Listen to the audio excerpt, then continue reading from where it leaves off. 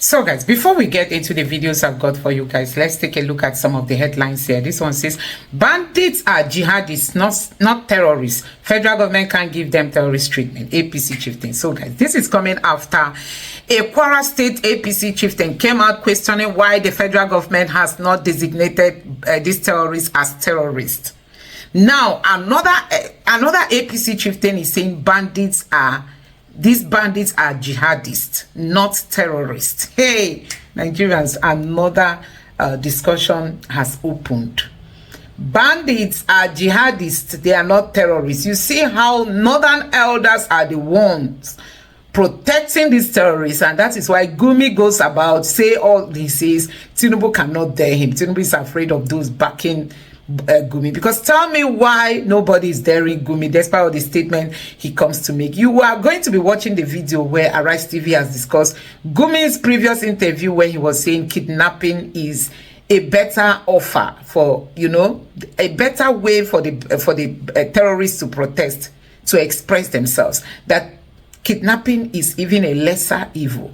Now, let's take a look at this other headline. This one is saying, bandits threatening us, rep members ask Tinubu to review withdrawal of police from VIP. So, these people don't want to die, but they want Nigerians to die. So, guys, this is the Speaker of the House. He's saying the police should be the ones guiding them while Nigerians are left unpoliced. This person say, we know who these bandits are. We know where they are. We know what they want. If we are going to negotiate, do it and finish it. If we are going to fight, we fight it to finish. What is the big deal? We know everything. Why are we covering? This is Senator Galba from Kebbi South. He said they know everything.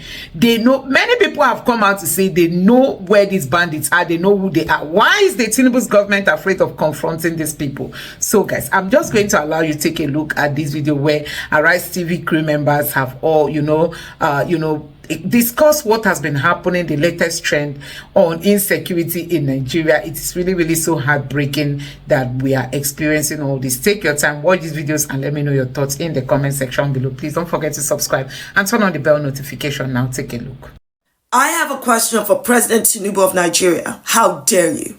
How dare you pat yourself on the back and take credit for the return of the schoolgirls abducted in Kebbi State, the return of the worshippers abducted in Kwara State, and the return of 50 out of over 200 missing students from the Catholic school in Niger State. How dare you?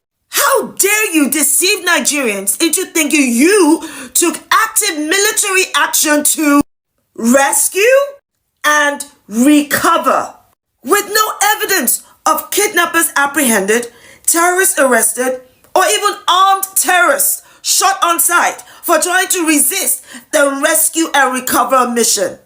That's because there was no rescue and recovery mission. And there is not, because you are busy negotiating and paying these bastards with Nigerian taxpayers' money. You walking embodiment of a political corpse. How dare you gaslight Nigerians into thinking you're a competent commander-in-chief when you're absolutely nothing of the sort. The audacity to treat Nigerians as though, well, be grateful, I got the girls back, I got the students back, I got the people. No. That's your freaking job. Your job is to deliver security and justice. How can there possibly be security and justice for Nigerians when the very people who commit these vile crimes, including murder and rape, are waltzing around Nigeria without fear of consequence and the effrontery to carry on committing these crimes with impunity? And the only reason Tinubu is keeping up the appearance of actively doing something is because of this racist imperialist fool Trump's threat to invade Nigeria. Because that would directly impact Tinubu's political ambition to be president of Nigeria for another term. And definitely the pay packet of him and his political cronies. These people don't care about Nigerians, not Trump, and definitely not Tinubu and his predecessors of incompetent Nigerian presidents who lack the political will to eradicate terrorism and the kidnap to ransom industry, because they benefit from it and they take Nigerians for fools and for granted. Because explain to us, how do you rescue and recover people? And the people you're rescuing and recovering them from are what? Are they taking a walk? Were they at a party, asleep, comatose? Or they just, go there and they're all they just let you take them? How did that work out? Because you really must take Nigerians for fools. The bottom line is that the policy of the Nigerian government is to negotiate and pay these terrorists. And the only reason we're seeing Tinubu and his ilk appear to actively do something is because of the current international focus in Nigeria and the weaponization of Nigeria by this racist imperialist fool, Donald Trump. Take a listen to the former governor of Kaduna State. What I will not do, okay, is to pay bandits, give them monthly allowance, or send food to them in the name of non-kinetic. It's nonsense. We are empowering bandits. It's not the government of Kaduna State. It's a national policy driven by the Office of National Security Advisor, and Kaduna is part of it. Many states are objecting to that, but that is the policy now. Chase the bandits. That's the new policy. You heard that. The national policy is to pay these bloody terrorists. And can you just stop calling these terrorist bandits? They are not bandits, they're terrorists. Language matters. And let me tell you, the Nigerian government knows exactly who these terrorists are. They know them by name, they know them by face, they know where they're from, they know who their families are, they know them on freaking sight. They have peace meetings with them. Peace will show Lenso. What kind of useless peace are you negotiating? Peace without justice is no freaking peace. These terrorists that are killing, murdering Nigerians should be locked up in prison, and the only time they leave prison is in a freaking coffin. Peace call, peace seasoning. News about the 24 schoolgirls abducted from the government girls secondary school in Maga, Kebbi State, who regained their freedom on Tuesday. Although details of the rescue operation remain sketchy, President Bola Ahmed Tinubu in a statement commended security agencies for the rescue efforts and expressed relief that all 24 girls have been accounted for. He also directed security agencies to intensify operations to free the remaining students still being held in captivity in Niger State. Well, here is the moment. The Kebbi schoolgirls regained their freedom. I, Brigadier General Njima, the commander, 1 Brigade Nigerian Army. For the past 9 days, concerted efforts have been made by all the security agencies and the Nigerian Army to rescue the school children of government girls secondary school, Maga, in Delco Forest, in Bagega, in Anka local government area of Zamfara State. Thank you. My name is Zena Polo from SS3A. Okay, student of GGCS Management. Okay, number 1 Kenango. Yes. Fatima Sanizm from SS2A. Okay, number what? 3. Mariam Usman. Okay. JSS3. Number 8. Maria Elias from SS3A. Number 10. Jamila Elias, SS3A. 23. 24. Is there another person? Is that just 24 of you? Yes. Okay, today's date is 25th, right? Yes. Well, this is the second major rescue in just days. First, 38 Kwara worshippers, now 24 Kebbi schoolgirls. The question now is, with over 250 victims still in captivity in Niger State, will this momentum continue, or are these rescues just the low-hanging fruit while the real challenge remains ahead? And I'll take Mazier's tweet. He wrote on X, when Tinubu tweeted that the girls have been rescued without telling us where and how, I knew something fishy had happened. You rescued the kidnapped girls and you didn't kill the abductors nor arrest anyone in the process of rescuing them. Not even a single gun battle. It's obvious Tinubu negotiated with terrorists as usual and paid to release them. The worst situation is that these terrorists will still be alive and around to abduct more people, and more peace deals and ransom negotiations will be held.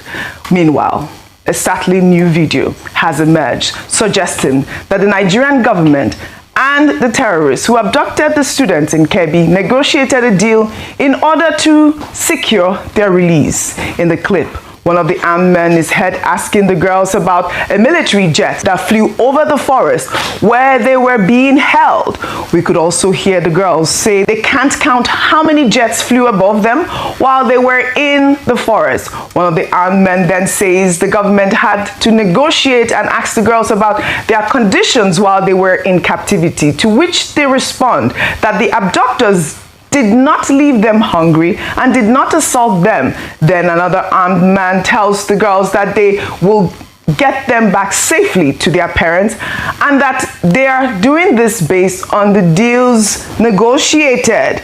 Now, you know, this footage surfaced shortly after the Kebbi State Governor Nasir Idris and the Minister of State for Defense Bello Metawalle revealed that no ransom was paid, with the governor saying that the Kebbi State government did not pay a kobo, neither did the federal government. Ayo, you know, of course, we've seen this reaction, and I wanted to play up that video because it's been circulating on social media. I reached out to our correspondent in Kaduna State who confirmed that that actual video, those people were the terrorists who kidnapped the girls, and actually did say that there was negotiation. There was a peace deal that occurred. All right, so if the government is maintaining the fact that they didn't pay ransom, according to the Kebbi State Governor, then what happened? Nigerians deserve to know, and we've been saying this for a long time. The reason is that if there were negotiations that were done, number one, it means that the government knows where these bandits are, where these terrorists are, number one. Number two, it means that if then some people are now acting as mediators between the terrorists or the bandits and the government. Number three is that have we changed our policy with regards to how we relate with terrorists, whereby there is a standard, we do not negotiate with terrorists? Is this the new policy direction of this administration?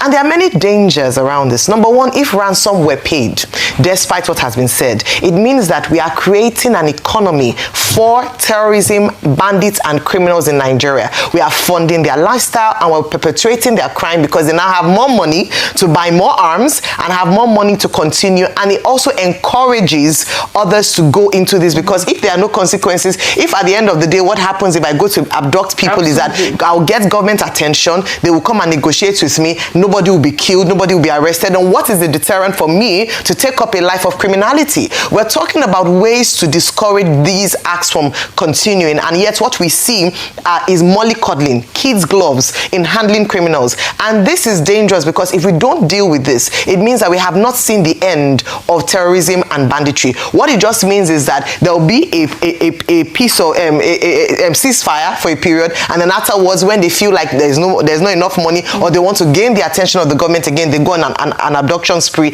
and then we dispatch another Minister of Defense to another area to lead these negotiations. We cannot, as a nation, continue to negotiate with terrorists and bandits. The government must be seen and must do what it needs to do to ensure that Nigerians do not continue to live in fear and terror, because it can happen again and again and again. Absolutely. Kudos, but this kudos is with comma, because there are a lot of unanswered questions and Nigerians deserve answers. Absolutely. A lot of unanswered questions, and you're absolutely right. Nigerians deserve answers. Meanwhile, amid the efforts to rescue kidnapped victims, terrorists struck again in the Isapa community in Ekiti local government area of Kwara State, abducting 11 residents, including a pregnant woman, 2 nursing mothers, and several young children. According to reports, the gunmen, numbering more than 20, stormed the community with a large herd of cattle on Monday, firing shots indiscriminately and hitting an elderly woman with a stray bullet. A community leader confirmed that 11 people were abducted, with 7 victims belonging to the same family. Eyewitness account revealed that the attackers moved through parts of the town, leaving bullet holes in walls and doors, with expended AK-47 shells found shattered across the community after the gunmen fled. The latest attack comes just 2 weeks after gunmen struck the Christ Apostolic Church in Eruku in the same local government area, kidnapping 38 worshippers who were later released. Well, this is deeply troubling. Just days after celebrating the rescue of 38 church worshippers from the same local government area, the terrorists have struck again, and in the same LGA. Now, if additional security forces were deployed to Kwara after the church attack, how did over 20 armed bandits move through the community with a herd of cattle, fire shots indiscriminately, and escape with 11 victims, including children as young as 5 years old? Now, the question is, are security forces just rescuing hostages while doing nothing to prevent new attacks? Well, presidential spokesman Bayo Ononuga, who was on our nightly news program Primetime on Monday, revealed that the Department of State Services and the military contacted the terrorists to secure the release of the 38 worshippers abducted from the Christ Apostolic Church in Eruku, Kwara State, using a non-kinetic approach. Let's take a look. The DSS and the military were involved in the rescue efforts. They have a way of contacting them. You mean they pay the money? Not paying them. The security people, they know all the bandits that operate in that axis. They know them. So what about their location? Is that known as well? They know. I don't want to talk about the way they do their work, but I said they know all the gangsters operating along that route. So why can't they destroy them before they go and attack these places? I don't understand why they have to come and wait. Collateral damage. Look, our people are living around where they operate. So you can't just go there. Look, something happened some years ago in, I think, Borno State. Ran. Even somewhere, I think Sokoto or so, when the military thought they had the right satellite connection or something, that they went to bomb somewhere, only to find out yes, we had that. They bombed the wrong people. Yeah. And they need to be very careful that in the course of chasing these bandits, they don't go and bomb innocent Nigerians. Yeah, but you just said they know where they are. I said no. They know where they operate. Well, there it is. The government admits it's negotiated with terrorists. I mean, putting a phone call through, while Ononuga insists no ransom was mentioned and claims the terrorists cooperated. The bigger question is, if security forces can track, contact, and negotiate with these criminals, why can't they arrest them before they strike? And that was the question Charles Anyogo asked Bayo Ononuga yesterday. I mean, he cannot be talking for the security forces, but he's speaking on behalf of the presidency, so he is well briefed. And this is the angst. But, you know, like they said, the United States is coming in to do this collaboration and have these, technical, advanced, communication measures that may help. But this is the angst in Nigeria, Dr. Abati. Why can't they kill them before they strike? Well, the simple editorial point is the point that has always been made by the Nigerian government itself, namely that terrorists, bandits, insurgents are criminals. And we have laws in this country. The responsibility of government includes enforcing the law. When you don't enforce the law, you create a ridiculous situation whereby you promote the ecosystem, the quasi-economy that is being promoted by bandits and terrorists.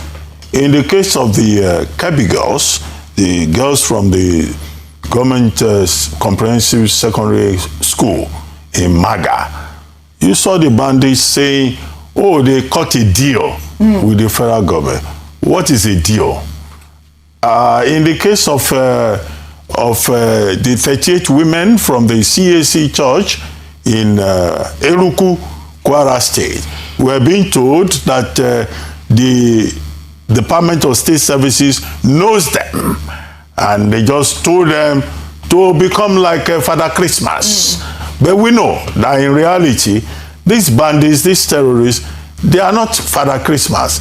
They are into this business because they make money from it. Now, if they make money from it, then it will mean that government is helping their sub-economy and invariably abdicating its responsibility and putting lives and property at risk. That is not good enough. However, it's not an argument that will be appealing to the families of the persons involved, whether it's in Eruku, Kwara State, or it is in Maga, in Kebbi State, or even in Niger State. What the families involved will say is that they are happy to have their people back. In Kebbi, for example, Mr. Maruku, I think that's his name, Makuku, Mr. Makuku, vice principal of that school, died. Now his family is wrong-footed. The family would have said, even if they had to pay ransom, they would have preferred that the man was alive. You know, so it's a double-edged kind of conversation, but the important thing is for government to secure lives and property and make sure that we are all safe. The commercialization of terrorism is what you pointed out, namely that after some people are rescued, you have another incident, as is the case in Kwara State, in Ishapa community, where more persons have also been adopted. I'm sure in another few days, they too will be released once either the state government or the federal government does the needful. Some people should not be making money on the top of others. All of us, as the president said, must see Nigeria as a place of safety. Absolutely. And the responsibility of the administration is to make this place safe for all of us, not to pay ransom, not to say we will engage in a deal or make phone calls to bandits. They give chieftaincy titles to terrorists in this country. Unacceptable. In Katsina, one bandit. It's a bandit. He was given a chieftaincy title by the community, and people attended. Now, where was the Nigerian state? The Nigerian state should have gone there to arrest everybody. Absolutely. But they give them chieftaincy title. They give them jollof rice. They give them ashwebi. And they have the Operation Safe Corridor program. Well, I'll take some more reactions. Adebanji wrote on X, somebody should please help us understand what is really happening in this country. At this point, it feels as if bandits are more powerful than the government and more important than ordinary Nigerians. Every day, our leaders come out to repeat the same lines. We know their hideouts. We know their location. We know who they are. Even the defense minister said they have located where the Kebbi girls are being held, yet nothing is being done. So what exactly is going on? How can a country openly admit it knows where criminals are, but still fail to act? Is it weakness, compromise, corruption, or something deeper that they are not telling us? Well, President Tinubu's special advisor on media, Sunday Dare, wrote on X that President Tinubu has ordered a total security cordon over the forest in Kwara State following the recent kidnappings and terrorist activities. Sunday Dare wrote in part, President Tinubu directed the Air Force to expand its air surveillance across the innermost parts of the forest in Kwara State, where it is believed the terrorists are hiding. They are to maintain a 24-hour surveillance and link up with the boots on the ground. This order equally applies to the Kebbi and Niger States axis, where many are expected to be rescued. Communities are also urged to provide timely information about strange movements and activities to aid the work of the security forces. Meanwhile, the Deputy Speaker of the House of Representatives, Benjamin Kalu, has proposed sanctions for government officials who negotiate ransom payments with terrorists. Kalu spoke on Tuesday during a special session on national security, saying that a legislative move to prohibit ransom negotiation would help in addressing insecurity. Let's take a look.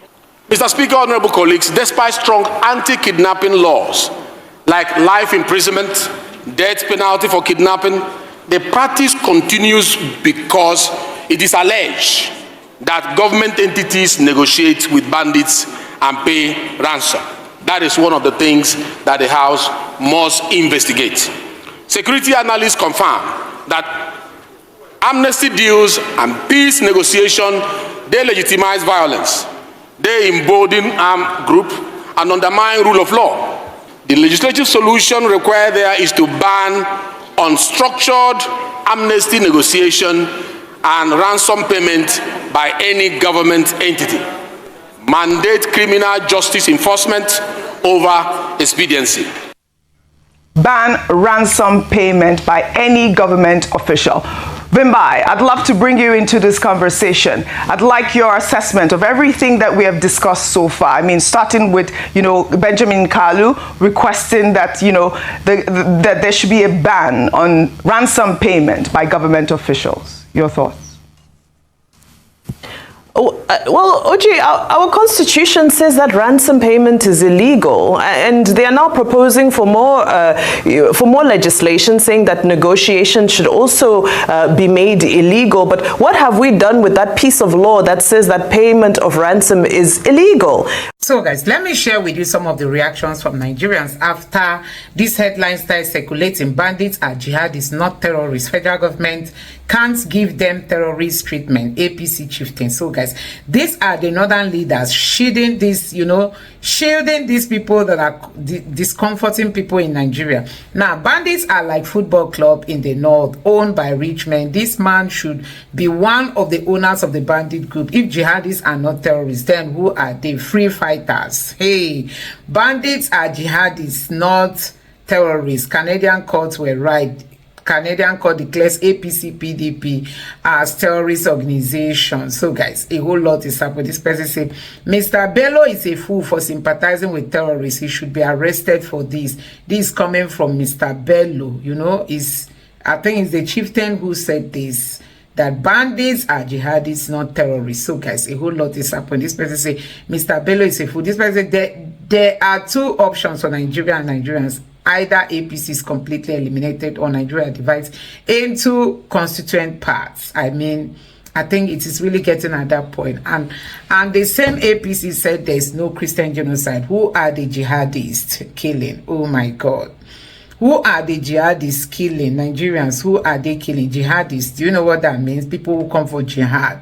And this person now said, this is the same politics Northerners play against Jonathan, and it's happening again now. Tinubu should be a kind of careful, because most of these men not with him. Hey, this person said, APC, we are much more aware of APC mission. They want to use the terrorists to destroy any region that don't support them. They just want to Islamize this country. Terrorists kill in thousands, jihadists kill in thousands. So what's the difference? And this person said, this person has said, so we are facing two phases with the Islamic jihad issue, right? So we are face to face with the Islamic jihad. So guys, there's jihad in the country coming from Apc Chieftain.